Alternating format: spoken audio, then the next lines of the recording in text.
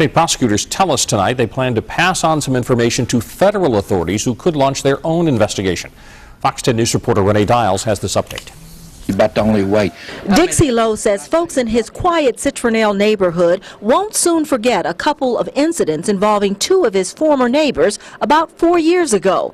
One of the neighbors ended up dead after the two men went to breakfast together. The man that was killed brought Mr. Crocker back to his home.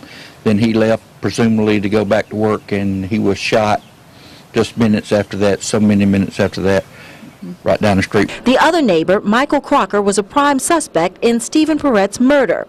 And it turns out Crocker was also linked to the theft of more than $200,000 from the company he and Perret worked for. About a week after the murder, something bizarre happened to Crocker. I was coming home from work when they was down here about him getting his tongue cut, and they supposedly somebody broke in and all that kind of stuff, and then they found out later that it wasn't that he had done it himself. Neighbors say for months after the two incidents, investigators were back, searching the woods around the homes looking for evidence, but they never found enough to charge Crocker with anything until recently.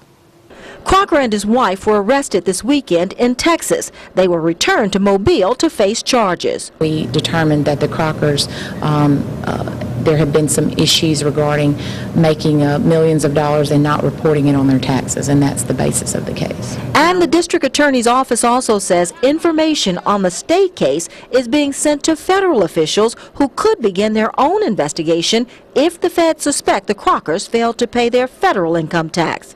Prosecutors still believe Crocker is responsible for the murder. They just haven't been able to prove it. But the DA is confident the new charges could lead to a conviction. In Mobile, I'm Renee Dials, Fox 10 News. Crockers are being held on cash bonds of $150,000 and $100,000 each. U.S. Attorney's Office would neither confirm nor deny that the feds are looking into the Crockers case.